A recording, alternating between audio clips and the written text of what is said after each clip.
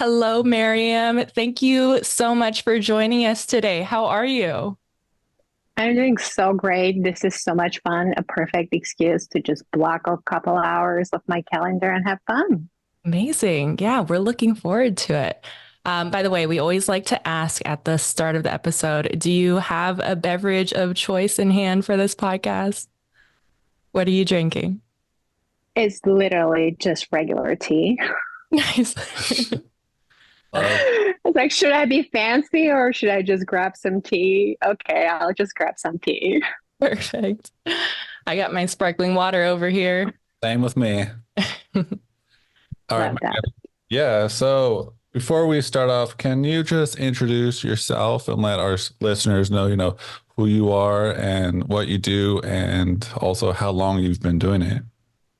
Of course. I'm Mariam. I own Mareh Couture, which is a bridal store in downtown Sloan. I also own Atelier Mareh, which is my own line of couture wedding gowns that are handmade. And recently, a few months ago, I launched my own bridal couture lingerie line. So yes, it's all together. Bridal wear by Mareh. Oh my gosh. Can't wait to hear all about all of those things. So take us back to the very beginning first. Can you tell us the story of how you started your bridal shop and what inspired you to venture into this industry? I feel like it's such a cool question because as I think about it, I feel like everyone's story really just traces back to very early to their childhood. Mhm. I come from a very creative family, so it has always been in my family to just explore something creative. And I was just widely influenced by my mom, who used to make all kinds of dresses when I was a little kid. And she and I would just get together and design all types of different outfits for whatever it was, like a play for school or like my prom dress, which was a crazy idea at the time. But everything kind of brought me to the idea of opening my own bridal store. Mhm. It's been a wild journey, honestly, if I'm going back to it. I thought in the beginning it would just be a whole different something else I would be doing because I got my degrees in something else. But then later on, I decided that I should just concentrate on something that makes me happy, and everything bridal just makes me happy.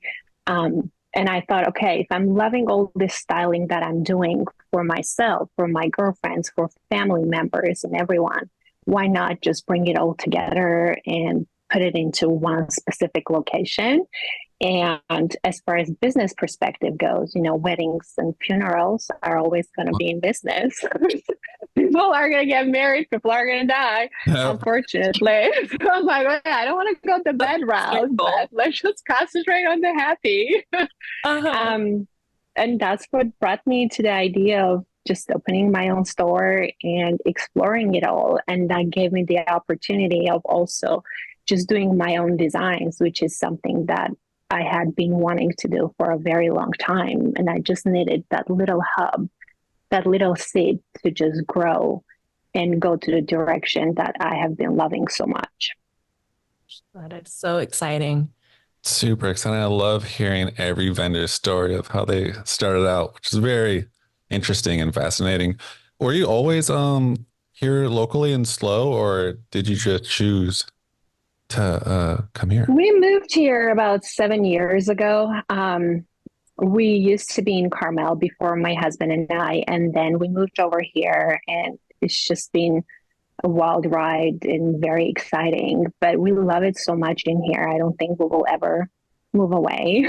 It's such a good spot, and I love my industry friends, and I love that the community is just so close Mhm. and things just go very easily because everyone is sort of connected in this full circle way, which is super exciting. But that's pretty much what happened. We moved over here about 7 years ago. Super cool. Well, you chose a fantastic little town. Thank you. I know. I'm super excited.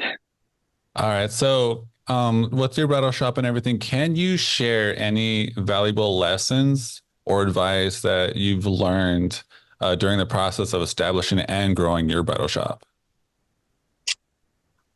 I think with every small business, just like you guys will know too, it really takes a moment to understand what your forte is and what you're good at. Yeah. And once you figure that out, you just take it and you grow it. For me, it was a big decision when after I opened the store, I was like, okay, am I hiring a marketing team that's going to be doing all of my social media? Or am I just going to be right involved in there and just be the face of my own business and do everything on my own? So my lesson was to accept the fact that if I am right in there and I have my finger on the pulse, it's so much better to connect with people. Mhm. So some of my brides already see me on Instagram and chat with me and know what to expect when they're entering my store. So I think my advice to everyone in the industry would be to connect in personal level where you share your face, you share your identity because, the customer does want to know who you are Yeah. and what's at the core of you pretty much. And that way they know and they kind of pre-plan if you are the right vendor for them, if they will connect with you or if they should just go a different direction. So my biggest lesson was that I feel like just the challenge of understanding that, hey, you are going to have to come forward and you are going to have to face the fact that you're going to be on the camera, you're going to be doing reels, you're going to put your face out there, whether you want it or not. And that was my biggest turning point for my business. Very nice. That's huge. I think that's a really good tip because us as creatives, we're so used to just, getting our product, whether that's photography, your designs, planning and just showcasing our work. But like you mentioned, a lot of couples want to know the face of the Mhm. company, which I feel is my And it's weak hard point. for a lot of us to step out of our comfort zone and put our Yeah. face out there Yeah. and connecting. But I can imagine how much that has helped. So when did you start? You said there was a shift at that point. When did you start implementing that? And have you noticed a big difference since then? I actually did notice a lot of difference. Just like randomly, I was at the downtown farmers market the other day, and this girl walks up to me. She's like, "Hold on, aren't you the girl from that bridal reels that I've been seeing?" Yeah. And I'm like, Wow. "Oh, guilty." But I feel like the shift really did happen because as my brides are walking in, I ask them, how did you find out about me? And it's either, someone told them, someone had shopped with me before, or they had actually just explored it online. So when I first started the Instagram page, it was really just everything about the designers that I was carrying in my store. And then one day I just made like a real fun video of myself in the store, just doing crazy stuff, which is what I usually do. And then I'm like, you know what? I'm going to pull the trigger and I'm going to post this. And then all of a sudden I noticed on my, the analytics thing that this has been the most views without boosting it or whatsoever that I have ever had before I had ever had before that. So I said, I'm going to try this again next week. And I tried it again, and one thing led to another. And I realized that actually, yes, the shift is happening and it is bringing me more people. And it is a good thing for me to connect with people prior to that. So yeah, I think the shift just happened right after that first video. As I'm looking back, it was over a year ago. And I just have been doing it ever since. And now I can't imagine not connecting in that kind of personal way with everyone that follows me, everyone that knows me. That is huge. Yes. That's like, yeah, that's a big comfort zone for me to get out of my comfort zone to do little funny things for like TikTok or Instagram Reels. When did you like get to that conclusion where you're like, I need to, was it something that you saw trending a lot? And then you're like, hey, if I jump into this fun little quirky, fun reels that people start interacting with it? I feel like it was more like about the interpersonal dynamics. So everything led to something. I studied psychology. Okay, let's All trace right. back. I There you go. studied psychology for during my master's program, and I studied what you need to do in order to connect with people, like on interpersonal levels. Um, So when I was scrolling down all businesses that have been, doing bridal and everything, I wasn't really seeing anyone who was putting the owner of the store. It's always either a stylist that had been there for like a short period of time, or it's like a huge marketing team that has been added to the group to kind of create content. And none of that content was connecting to me in interpersonal way. I wasn't connecting to all of that. So I said, okay, so what can I do where I feel like I am connecting with people without having to work hard and bring tons of other people to do the job that I actually should be doing? You know what I mean? mhm. It's been just, I feel like it's been just a process. I can't really pinpoint one specific instance for that matter. But as I look back, it all brought to where it is now. And now you either hate me or you love me. So if you love me, you're going to come. If you hate me, you're going to swipe up and just move forward. So for me, it was more like creating the kind of content that actually somehow relates to bridal while keeping the connection with those who are watching. It's really not the TikTok world. I'm not really doing much of TikTok anymore, or wasn't ever. I don't know, I'm too old now. It's No. more like I feel like I'm seeing all these young girls doing all kinds of, interesting stuff on TikTok. I'm like, I can't deal with this. Let me just concentrate on what I can do and concentrate on creating some, bridal theme, like something that I can trace back to, I don't know, movies and bring it to bridal styles and bring it to bridal fashion and bring it to bridal, Yeah. something that can happen while I showcase my store and while I showcase everything that I have in the store pretty much. Beautiful. This is gold right here. I was curious. I mean, a big part of like your standout from other bridal shops and all of that you've been mentioning is like the interpersonal connections that you make.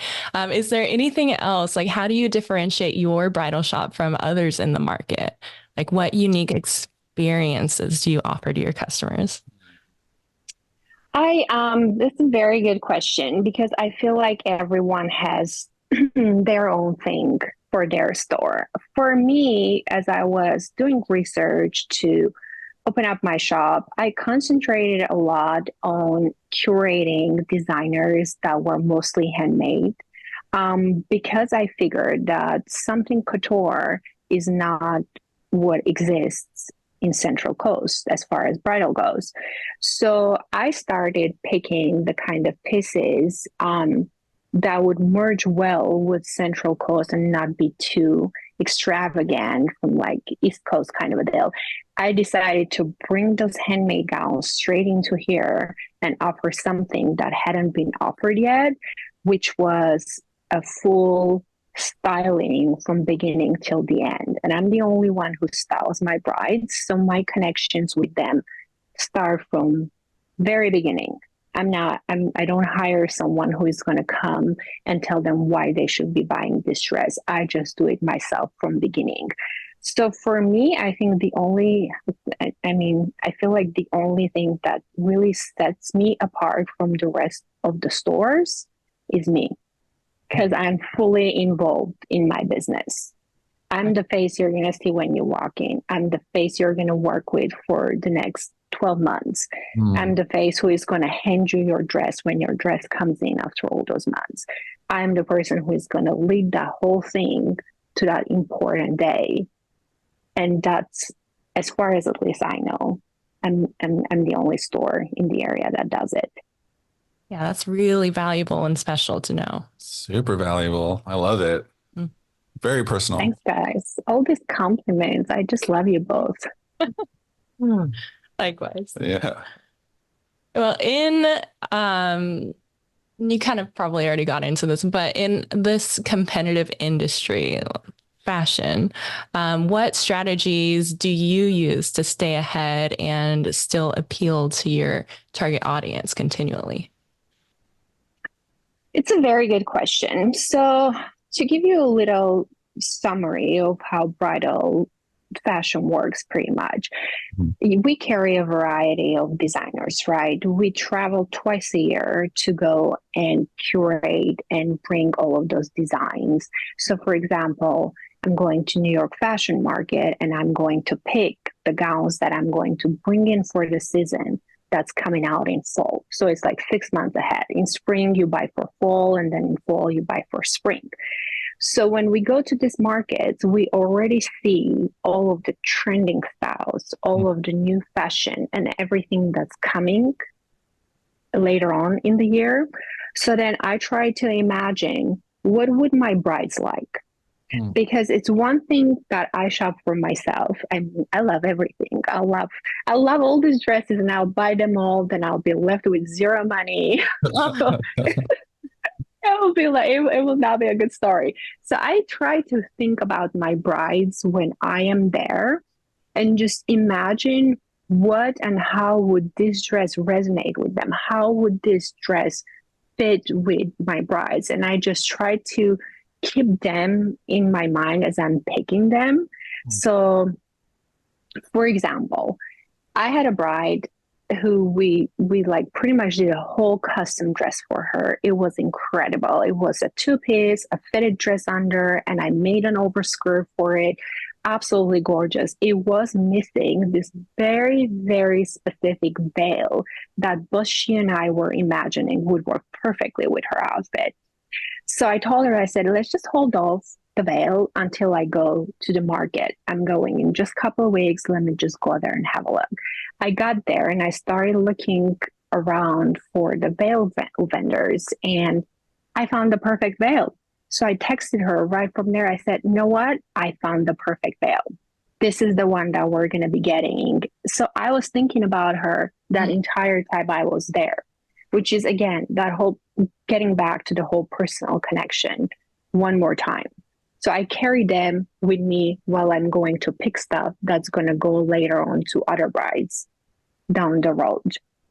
So a way to stay ahead of the whole trend is to not fall for the trend, but to keep the current in mind while you're picking what's for the future. For example, a very clean look that's classy and timeless and elegant, it's always going to be in. It was in 20 years ago. It's in now. It will be in another 20 years. Yeah. So why don't we keep that really stylish and timeless looks and just accessorize it with little details and things that won't take away from the dress, things that won't take away from the bride. So it's like a good middle ground, I guess, for picking what's to come, what was here before, and what's here now. And once you mix all of that together, you get the perfect fashion for the store. Oh my goodness. Yeah, this is huge. This is like a really good episode. Oh my goodness. I love that you do mention how personal the experience is with you. And I keep hearing that. And that's a really big factor. I love that. And you have a great eye for what is here now. And you have to have a great eye for seeing what's to come in the future. Like you're basically setting the trends. That is really So I know that you mentioned a little bit about like what you look for when it comes to your brides, but I want to deep dive into a little bit about your bridal shop. So how do you curate your collection for wedding gowns and accessories? And what factors do you consider when selecting designers and styles to feature in your shop? That's a very good question, too. You have like the best questions today. Um, We did our research. it, Yes. What should we ask the bridal store owner for our cool podcast? There This you is go. the question. Um, so my store, I have about 1,400 square foot in downtown. And it's one of those things where it's a lot of space. So you can either fill it up with tons of gowns, where when someone enters, it will feel like just another store. Mhm. Or you can handpick and just make it look like, wow, this is just so clean. This makes total sense. So for me, it's not the volume, it's the quality. Mhm. So when I'm handpicking my designers, and I have to also connect with them in personal manner because I am their customer, just like my brides are my customers. So before I pick what designer I'm going to work with, before I pick which dresses I'm going to be bringing into my store, I personally go and meet them. I have a conversation with them. I see where their vibe is. I see what their thinking is. And I see if they, in any level, connect with what I am seeing as far as business goes and the trend goes and everything. It can be a beautiful dress, but it can be coming from a horrible person that I do not want to work with. Hmm. So that's just another thing, just like when brides are picking to work with me, I get to pick who I'm working with as far as the designers go. Most of my designers are either Canadian or Australian. I'm an Italian designer too. So it's all from outside of the United States. So when I'm meeting these people, they're just, first of all, so interesting. I want to talk to them about trends, about fashion, about everything.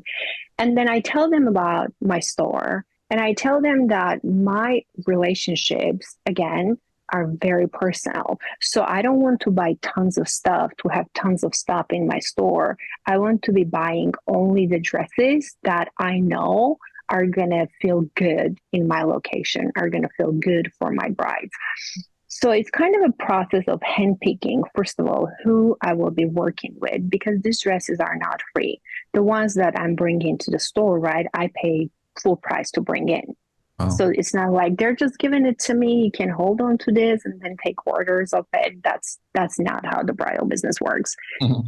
So if I'm going to spend all those thousands and thousands of dollars to purchase these gowns twice a year to bring in, then they better be good. So it's a whole process of going and walking around for like 3 days in market and touching the fabrics and seeing what feels good structurally, touching, the details. Are the beads like irritating your skin? Is the lace soft enough? Is the satin soft enough? All of that little details that you have to touch to know. Sort of think of it as like going and picking fresh produce. You like want to touch it to see how it feels before you take it. Yeah. Is it ripe? Is Is it ripe? it right Someone shop for you and deliver it. Yeah. or not? So that's pretty much what it is. I have to see it in person first before I handpick them. And then I, again, take into consideration what's missing in the store, because I always have to make sure that I'm offering a whole variety of different styles and a variety of different fabrics. Sizes, that's another thing. You have a size 6 bride, you have a size 26 bride. You have to make sure that everyone feels like they are part of the store. Mm-hmm. So that every bride that walks in, no matter the history, no matter the body, no matter color or anything, they find the perfect dress that they're looking for the biggest day of their life. So that's all that pressure that you have to take in and understand, look at your numbers, see what you're missing, see what you can add to the existing variety already, and then bring those in. So it's a whole process. Yes, I love all the detail and the time you've put into it and all of the hands-on sifting through the designers and fabrics and all the things. That is amazing. Big time. There's a lot. There's so many emerging new designers too. And I Uh-huh. have to look at it from my own designer perspective because I don't have too much time to design my dresses. But when I do have the time and the effort I put into it, and I see how much work there goes into the process, it makes things more valuable. Right. So just going and browsing, but then also making sure that you don't hurt anyone's feelings because it might be a designer that doesn't fit well with my store, but they still put all that effort. So it's okay to take a minute and to tell them how beautiful their designs are. It's okay to take a moment and say, oh my gosh, I can't do this right now, but I really hope I can have an extra spot available in the store to work with you in the future because you're so talented. There are just so many talented people around. And I mean, 1,400 square foot is not enough to bring all of that in. That's So awesome. I was curious, like, what percentage would you say is your line in your shop and like the level of, for example, like a custom gown that you can make for someone if they don't see that dress and you know you can make it for them? Yeah, it's an interesting thing. Also, a lot of my designers do customization already. And I have an amazing seamstress that I also work with. So it's really my own dresses are maybe the 10% of the whole store. It's not at all as much as all the designers that I'm carrying because I don't want it to be just about me. I also want to give the opportunity to all of these amazing designers that have spent years and years in designing all of the bridal gowns. So as far as customization goes, it's really easy. Think of it as like a gift. When a bride walks in, I know what dress she's going to walk out with within the first 5 minutes. It's literally my job. I get paid to find a dress for the bride. Yeah. So I see them and I'm like, you know what? This looks good, but how about I'm going to grab this little sleeve, I'm going to add it to here, or I'm going to just pin a little piece of lace in here. Why don't we add this and this and this and then make it into your perfect dress? That's how the customization process goes because people can't really imagine much unless you show them how it's going to look. So if I say, hey, I can make this amazing dress for you, but I don't have the dress to show her, she's probably not going to go with it. But if there is the dress or there's a draft of the dress that I can then embellish and make into her own personality, then that's where the custom work comes in. I had a bride who just flew in from New York who I customized the dress fully. We started off with one dress, we finished with another dress. I made this cutest little bow in the back of the dress. And when she came and put on the dress, once it was fully done, she absolutely couldn't believe it. I posted it on my Instagram too. I can't wait for the wedding day. She's getting married in Europe. So I'll share that whole process in there too at some point. But we started from what was one dress, ended with what was another dress. But she also works for Photoshop. So she has a really good imagination. Yeah. So it was easy to work with her to get that there, but it's not every bride who is going to imagine the full look unless you pin a couple pieces in there and just show them and change a couple things. And then that is how you make it feel like it's their own dress. That's so beautiful. You know, that's what I love about our podcast is hearing the professionals like yourself describing what you see when a client walks in your door. Kind of like when I'm photographing and I'm looking at a scene, you know, I'm thinking of the lighting, composition, the background. And when you see a bride come in, you see her body, you kind of like already have an idea of what she should be in when it comes to a dress. That's awesome. Super I cool. know. And most of the time, I start with the first dress being the dress that I know they're going to end up with. And then once they put it on, and then at the end they say yes, they're like, well, it can't just be the very first dress you like pick for us. Yeah. Yes, it can. Look at my Google reviews. Every bride of mine is like, oh, that was the very first dress you picked for me. That's how it goes. You know, yeah. When you know, like, why not? Because then Yeah. again, if I were to give them tons of pretty dresses, get them confused, Yeah. and then at the end give them the one that I already knew that was going to be good for them, then that just brings a lot of emotions. Because you know how everyone planning a wedding, and you guys know this too, you work with couples and you know how important it is to take into consideration the emotions that happen. It's such an emotional process overall, and the day is just such an important day for them that it's so important to keep all the cool in between. It really is. So if I start with a dress that is going to give them that step to compare other dresses to it, that makes the decision easier on them. And then they don't have to go try 100 dresses and get confused and buy one, then try to return it, because there is no returns in wedding gowns. Once that special order is done, it's done. Mm-hmm. So it better be the perfect dress that they're going to spend, $3,000 on and not have to regret down the road and try to like break the piggy bank and get another dress. Yeah. So it's a process. It's amazing.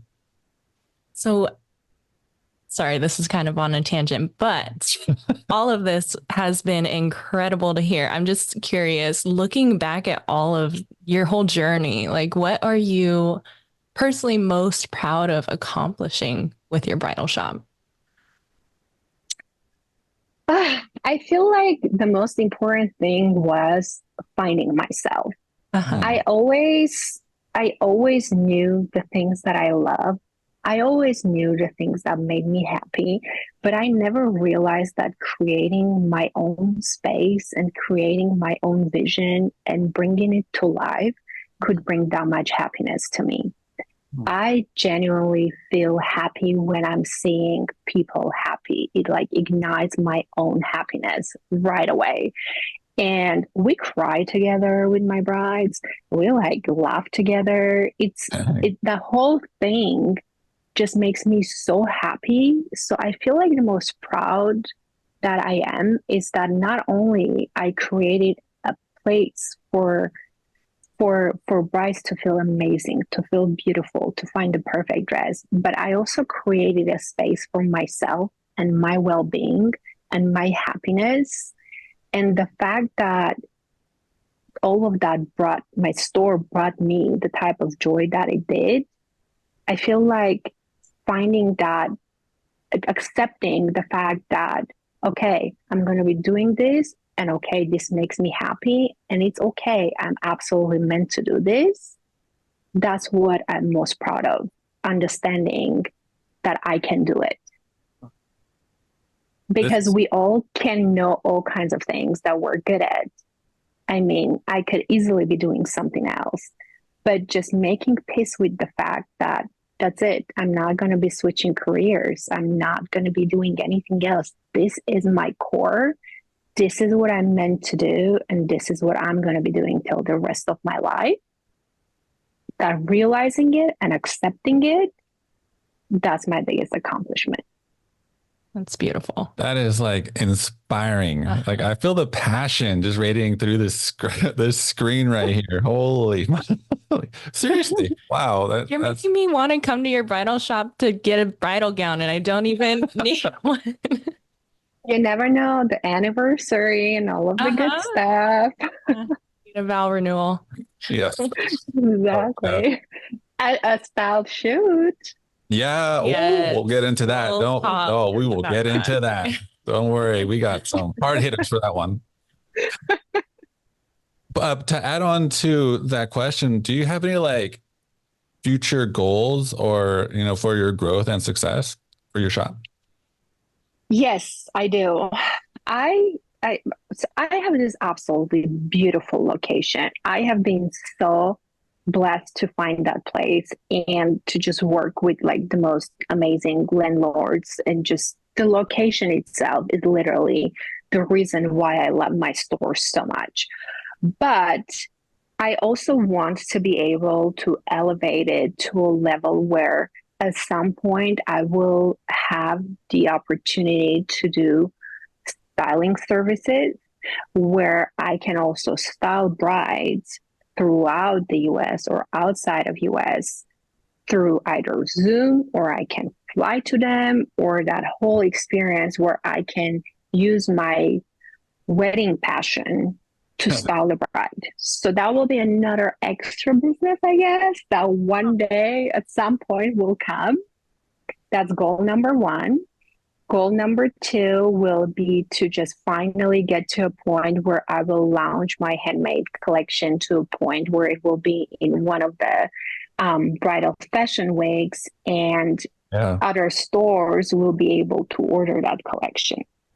Now, I don't have to, again, because I'm doing all of my business on my own as far as styling the brides and everyone.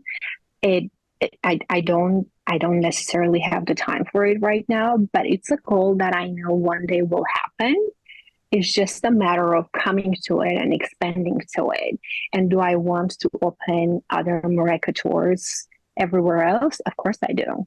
If I find people who share the same passion, the same vibe, and the same, like, understand the importance of the dress itself, I will easily partner with someone and just open up another store where they will take over, and I'll just go from time to time to oversee how they're styling the brides and all of that. So going big and opening other locations will probably be a long-term goal. Do I need it now? I really don't. I'm very fulfilled, and I'm absolutely happy with what I have now. And I'm so grateful and thankful. And at the same time, I love so much working here and just being in Central Coast that I don't feel the need of it going. So I feel like number one would be the goal of being able to do styling services over Zoom or any other way possible. And then going deeper with my lingerie line as far as the bridal goes, and then going further with my design, then maybe potentially opening some other stores. That, with that passion, I know you could accomplish it. You are amazing, for I'm sure. excited to see what comes for you. I know all of those will. So, Yeah. oh my gosh, big things coming for the future. Thanks, guys. I was curious, just to pick your brain, what are some of the emerging bridal trends we can expect to see in 2024? Oh yeah, let's get into your designer brain now. Here we go. The bow. The bow is like a big thing. And it's super exciting because I always loved anything girly. So this was supposed to come back. But the bridal look is just such an interesting look. What was there before is like circling back. I mean, the bow was in at some point, and now it's back again. And it's back in so many forms where it's like, okay, on the head, on, like, the back, wherever we can put the bow. That's like the biggest trend of 2024. I feel like last year we had a lot of florals and a lot of colors and everything. It's dying down a little bit this year for the trend. We're going more toward that cleaner look with some details such as the bow, or like one big piece of, I don't know, or rose, or something that's like connected to each other, but not too much. So the trends will be sort of cleaner looks and sort of an extravagant piece on top of the clean look. That's pretty much the trend for this year, which I'm super excited for. I love the clean look, and I love that one extra piece that's going to go there. But sparkle is like really out this year. We're seeing very little sparkle. We're seeing very little lace, and we're seeing like more satin, mikado, and chiffon with like a big piece of whatever accessory it is, or like a nice veil, but not too much details. I think, well, I'll know much better too very soon when I go with the fashion week, but I feel like from what I have been seeing from my designers so far, it's very timeless, and it's very, let's bring back the history of that timeless elegance into today and just bow it up. Yeah. I'm excited for it. I'm super excited for it. I like that you mentioned a lot of that crazy stuff. Okay, but I want to go into more about your I remember you mentioned that you like to go into the markets and stuff and like touch fabrics and see what feels right to you. Are there any particular like fabrics that you see that will be popular this year? I know you mentioned some, but do you see that? Yes, satin and mikado will definitely be very, very popular this year. And also crepe. Crepe is like that middle ground between satin and mikado. It's like very soft and very clean, not quite satiny, but not quite that thick as mikado is. So very soft and like clean kind of thing. Mm. I think those are the three main fabrics that will be in. Two is not as much in this year as it was last year. So more like imagine more structured fabrics, but still in like very ivory and very clean Mm. kind of vibe. I love it. Yeah, big time. As far as like the overall silhouettes, is there something you've seen leaning more towards and skewing away from this year? Yeah, I feel like a lot of a lot of gowns are coming back, even in that cleaner look. More bigger and poofier skirts are coming back, whereas before it was more like a fitted look. I still think brides in Central Coast 99% will go with the fitted look, but there is that 1% that quite really enjoys that bigger, poofier skirt. And I think this year we're going to see tons of that poofy, but with like more silhouette, kind of very clean kind of cut, I guess, the Mm. right way to put it. It's not gonna be as much the fitted and the sexy, where it's gonna be more like a little flow, but not quite as big where you can't see someone's face. Yeah, beautiful. And as far as like back detailing, anything you've noticed, like necklines, things like that. A lot of illusion in the back. So a lot of times with that cleaner looks, we're seeing like very clean illusion in the back or like a lower back where you could just easily put that bow that we have been talking about all this time. Uh, so like the back details have been big and they always will be big. It's not just this year. Every bride likes that back shot. And you know that, right? You take the picture of that back Mhm. and everything. A lot of the details will be also a very swoop neckline as far as the neckline goes. Mm. Sweetheart is like going really back. It's more of that pointier front, I guess, more square front and neckline, and just a really, really either low back or like a really nice illusion back. But I probably this whole last couple months, as I'm looking back, the dresses that I've been selling, very, very little percentage of it is that just a standard bread and butter kind of sweetheart neckline. That's going in the second lane right now. It's not coming forward anytime soon. I feel like this whole year is gonna be about like very swooping neckline, square, straight, like all of that. Nothing that princessy and nothing with that sweeter neckline that we had been seeing a lot last year. Interesting. This is very interesting. This is super fascinating. I'm trying to visualize everything you're saying too.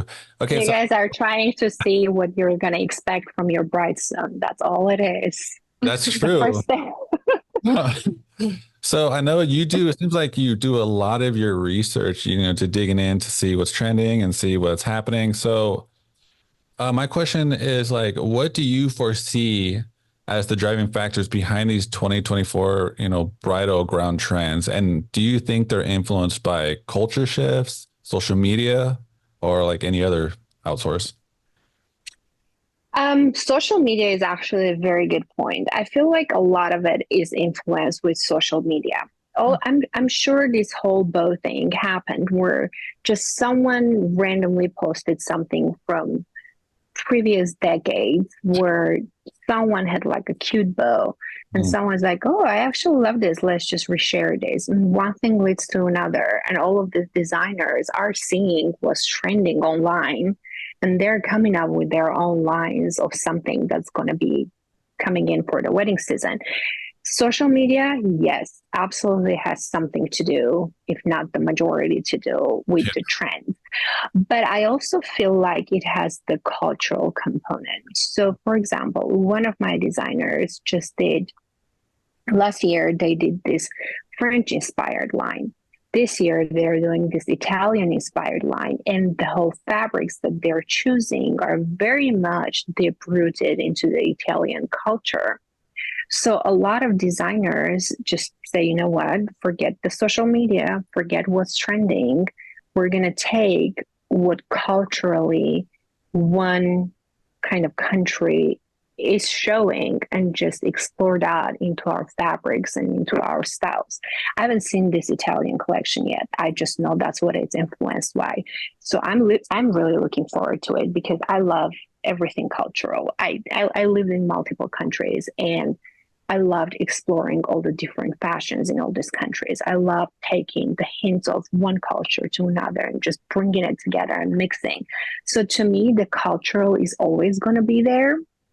It's just unfortunately, I don't necessarily think it's a good thing. A lot of social media is influencing what the trend is going to be. Mm-hmm. That's huge. I would want more original. I would want more like history. I mean, a dress that you look at it and you're like, okay, this thing absolutely has a history. That's where the cultural component of it comes in. But all of the social media influences, yes. Are we going to see a lot of that bow that we have been talking about? Yes. Am I probably going to get sick of it? Yes. But we're still going to say it, because that's what's trending right now. Right. That's crazy to see how much of an impact social media has on the industry. That's crazy. Kind of hand in hand, speaking of, for styled shoots and wedding gowns. I know that you've done a few styled shoots recently, and I just wanted to kind of pick your brain on that and any tips you might have as far as guiding people to, like, for example, what should a wedding vendor look at when selecting a gown for their styled shoot? Of course, style of the mood board and everything aside, anything you can advise on? Of course. I do a lot of style shoots, and I really actually enjoy it because then I'm getting a full gallery of all these diverse looks that I just love seeing. The process really is a little different with me. Most of the time when I'll look at the mood board, I am not going to pick the type of dress that the mood board is going to have. I'm going to ask for the model to come in maybe a couple days before the shoot because I don't want to fit them too early. I'm going to see the model, and it's going to be just like my customers. I'm going to know what I should put her in for her to shine, because if the model doesn't feel pretty the day of the shoot, you're going to get crappy pictures. Right. So what I'll do, I'll be like, okay, I'll keep your mood board in mind, and I'll just implement it into picking the right dress myself. So I end up picking the dresses for the style shoots, and 100% of time, everyone agrees with how it's going to come out. Then I'm going to fit the model, and then I'm going to make sure the dress fits perfectly for the shoot. And then it goes to the shoot. I think the only thing to just really understand in here is that, again, these dresses are not ordered through Amazon. They're not, they're not $20. They are expensive. So when I am giving a dress for a shoot, I'm not expecting it to return clean because I will take care of cleaning, but I do expect it to return in one piece and not have holes and not have all that. So I feel like the only thing to keep in mind as far as the style shoot goes, and to just as an advice for everyone too, is just to make sure when you're switching locations for the shoot and like moving the model from one location to another, to just sort of pick up the gown and then set them up in the location and then drop it down instead of dragging it all the way, because then that dragging will, I mean, if it's a tulle, it will most likely just create a hole in there. If it's a satin, it will create a snag in there. Those are things that you really can't fix. It's not something you're going to be cleaning. And there is a lot of effort into the style shoot. You know that, you know, the florists will put so much effort into like buying all of that florals, and then the drinks and everything. Everything is money. You know, your time is money. The photographer's work is money. The whole event and creating the whole thing and putting the mood board and all of that, that's all money. So everyone is investing something in this. And I understand that when I'm agreeing to participate in a style, first of all, I'm not going to charge my industry people to do a style shoot. Wow. Sometimes I get requests when they're like, hey, how much do you charge? I don't charge. If we connect, if we're like, our works will go well together, you got the dress, you got the veil, you got everything you need for the day. Wow. It's a collaboration for a reason. I'm not going to make money out of my industry friends, where the whole idea of it is to come together to create something that then later on we're all going to be able to use. Yeah. Mm-hmm. So just being respectful of people's time and being respectful of the products and the services offered in that whole style shoot, and just making sure that you're not trashing people's work. That's where the whole importance of style shoots for me are. I mean, sometimes I like in March, I had so many style shoots. Oh my God. I think I'm not going to do any more just for now. I need a break for a minute, but it was all people that I really wanted to work with. These are my friends that are asking me. I'm not going to say no. Yeah. Or these are people whose works that I really, really love. Absolutely. No problem. Let's work together. Yeah. So style shoots will always be a part of what I offer, because it's also a way for me to like work hands on hands with some of my most favorite industry people. And it really is an important journey for me to, again, connect in personal levels. So even these style shoots are some sort of a connection, because at the end of it, we're all putting little bits of our work into it. And then at the end, we're creating like a whole new baby. Yes. It like ends up no other way to put it. We're like creating something new, and we're creating something that was a work of everyone that participated. Pushing and inspiring each other to collaborate on a project that would have been, you know, not the same on our own. We can't do it all on our own. Mm-hmm. Exactly. It really makes a difference. I mean, when you get published and everything, that's a whole different level of cool. But it's not the reason why I'm doing style shoot. It's not because of getting published. It's because to work with people and then be able to share those pictures on my Instagram. And when I do, to make sure that I give all the love that I can to everyone who participated. Wow. Because the whole idea is to also promote, right? Mm. I'm promoting everyone who is tagged in that picture. I'm promoting everyone who I'm going to put in that caption. Mm. So if I don't like the person's work, why am I working with them in the first place? Mm-hmm. You know, it has, again, we're back to the connections. It has to be the connection part of it, because nothing is free. The dresses are not free. The time they're putting in is not free. So we're connecting. Absolutely. Let's do it. But then just know that we're then going to use all of these pictures to continue promoting and fostering all types of relationships. This is huge. Okay. I want to dive a little deeper into this. I want to ask, so what is it that you are looking for when it comes to, I'm just going to mention a photographer. So what is it that you're looking for? Do you have a particular look that you like, or what? I think it's mostly I'm looking for talent. Okay. I really can't, it really doesn't matter for me if you have 10 followers or if you have 100 followers. I'm going to look at your work and I'm going to be like, you know what, this is awesome. I love this. I'm going to work with you. Let's create something together.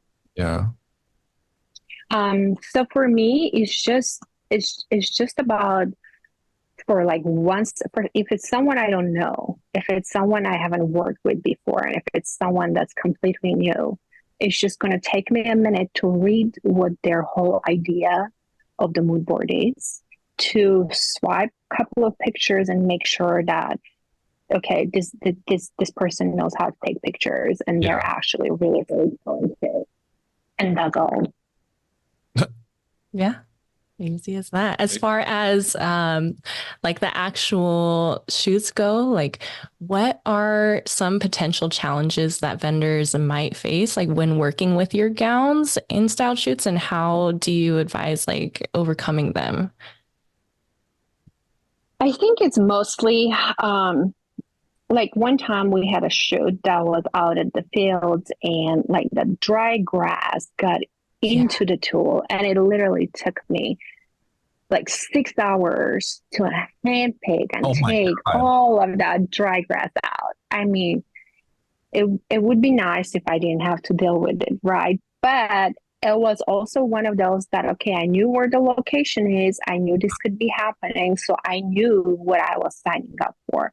I think the only thing to keep in mind in here, again, is to just enjoy the moment without having to worry about the gown, because then you're going to see that worry in the pictures and I'm not going to be happy with those pictures.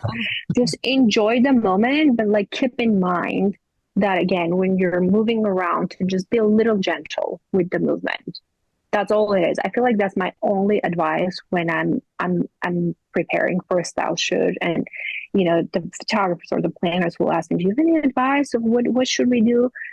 Can we take it to dry cleaner? No, these dresses cannot go to dry cleaners. They're Yeah. not designed to go to dry cleaners.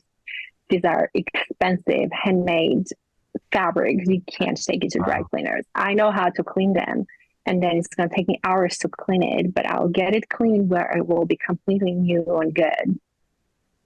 So my only advice is just being careful with the movement. That's all it is. There's really nothing else complicated when it comes to style shoes.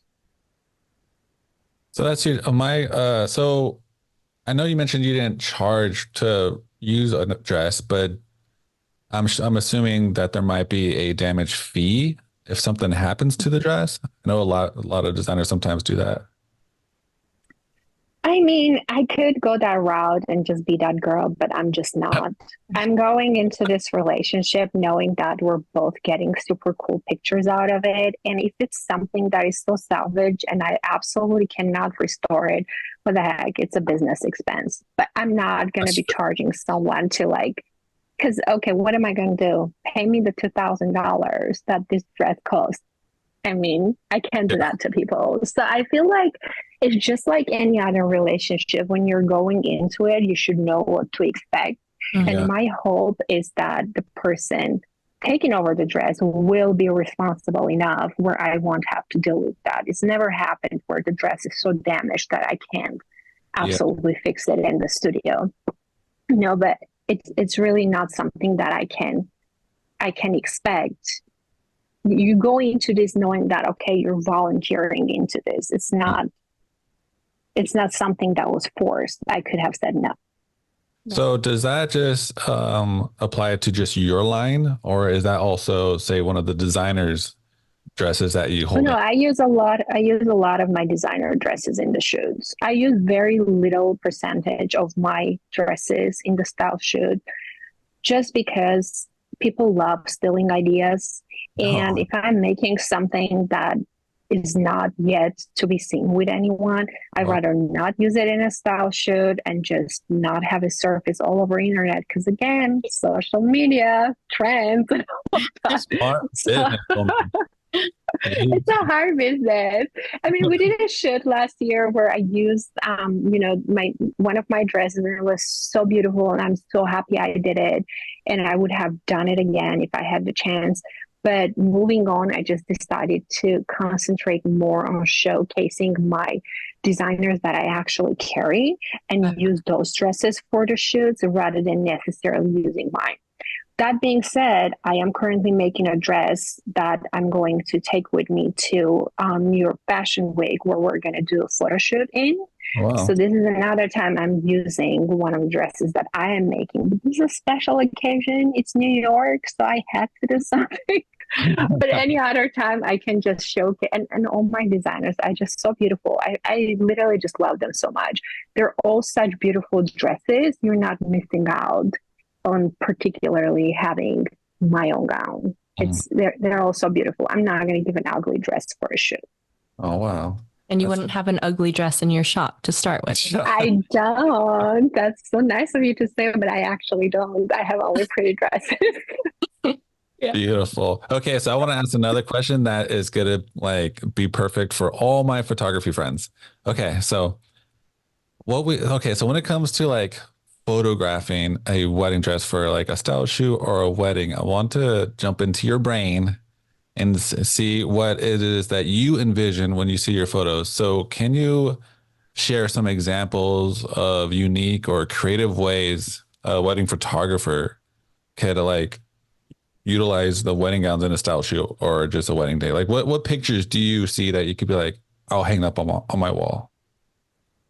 I love that question actually, because I just had an instance that I would love to share. It's a little story. One of my brides like got this absolutely stunning gown. Okay. It was so beautiful for her. I can't even tell you. She got the gallery bag. Now, this was a photographer based out of LA. Another reason why you should just, concentrate on local vendors. But okay, not trashing anyone. This was a photographer that didn't know anything about this bride and just last minute jumped into it and got it done.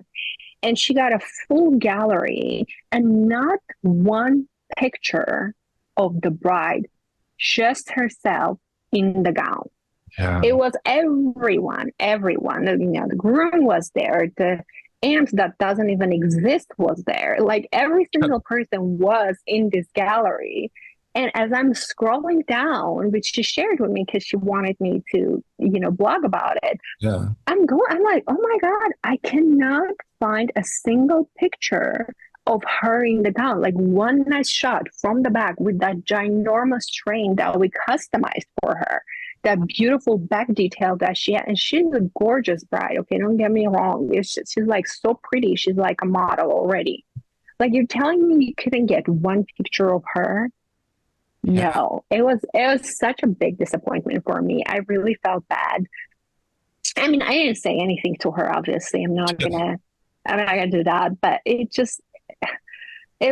was just really hoping to find that one picture. So I can't really tell the photographer to how to get the perfect shot. I guess my only advice to all my photographer friends is let's just take that one moment and give the bride the attention she deserves.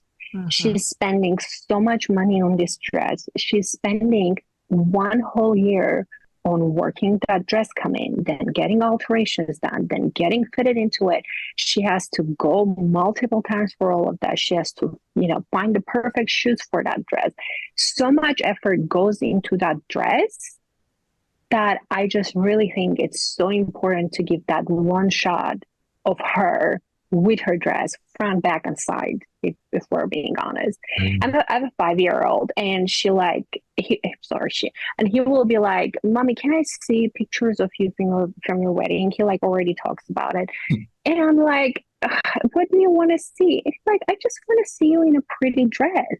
Oh, wow. It's my 5-year-old. So let's look forward, I mean, someone else from the family, if not a kid, a grandchild or whatever, one day is going to be like, can I see your wedding dress?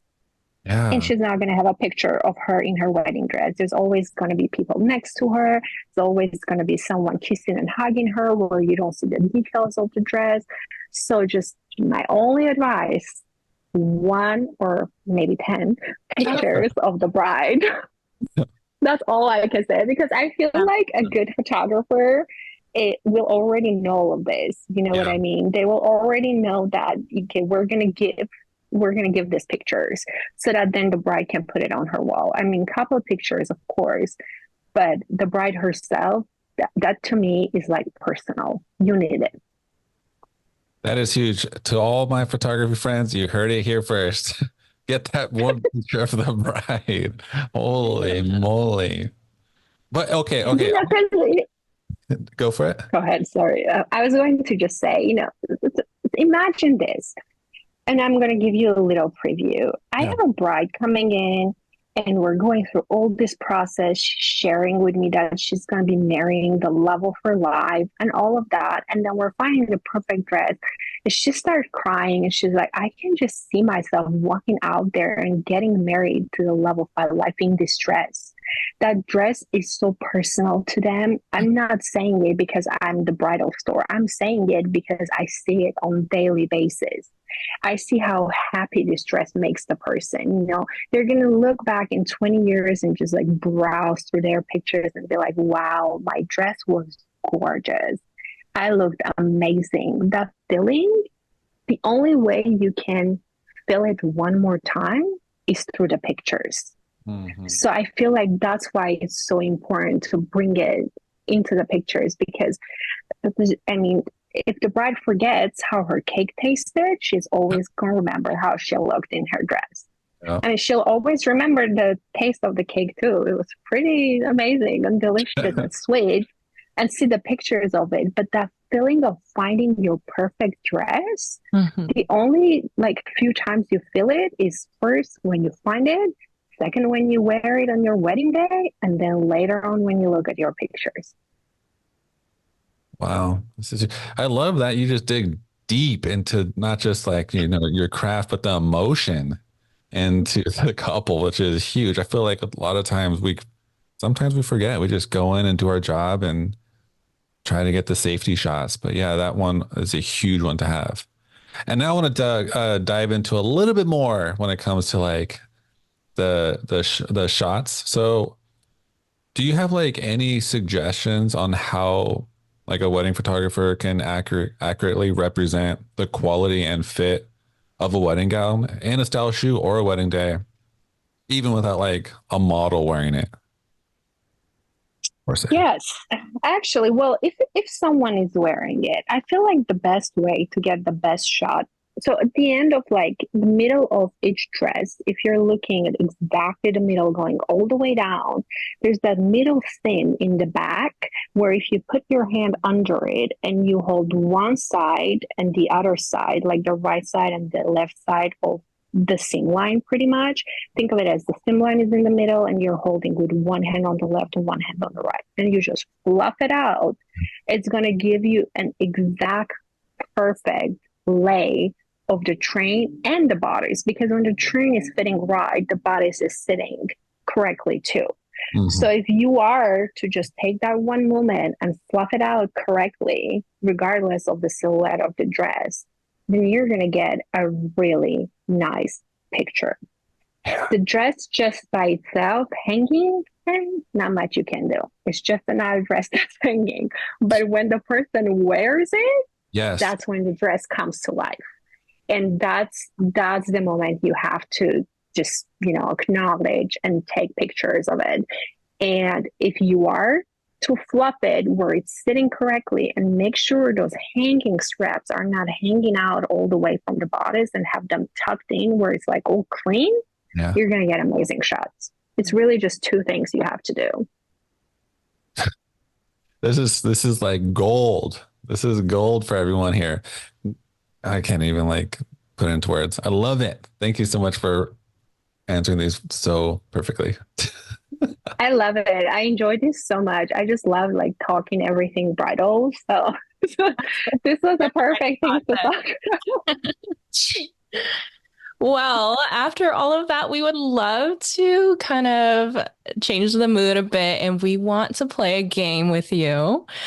So we have a series of questions that you just have to speed round, pick one, this or that. Yeah, so this is a fun little game where we get to learn a little bit more about you. And it's kind of weird. I love it. Let's do it. All right, let's go. Go for it. Start it off. All right. Rich and famous or rich and unknown? Rich and famous. Owe money or owe a favor? Money. Beer or wine? Wine. Yeah. Summer or winter? summer, even though I'm a winter baby. I hate winter. Pancakes or waffles? Waffles. Yeah. Android or iPhone? iPhone. Hey. Morning person or night owl?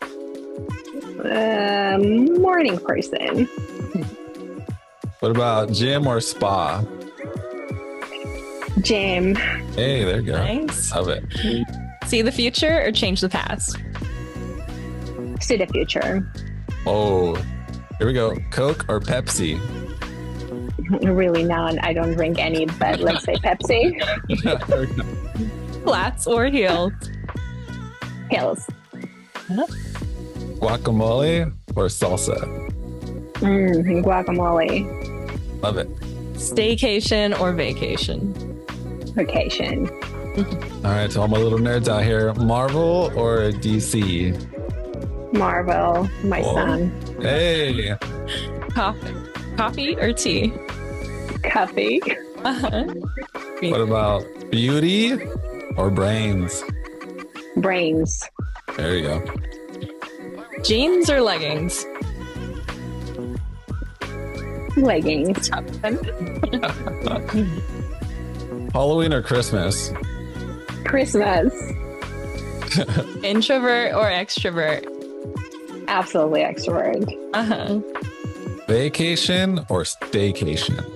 It's a tricky question. You got it. But this time I'm going to answer staycation. Hey, you got both answers in. Smoothies or milkshakes? Smoothies. All right, and last but not least, speak in whispers or sing everything you say? Seeing everything. Seriously. Big whispers. Love it. And we did it. Yeah. I love this so much. This should be like a daily break. This Yeah. little thing right here. That'd be amazing.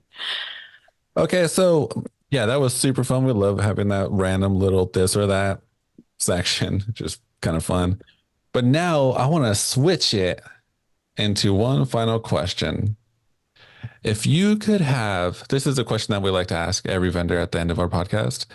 If you could choose any superpower to have while helping a bride choose her wedding dress, what would it be and how would it help you? It's a really good question. I feel like I already have the superpower.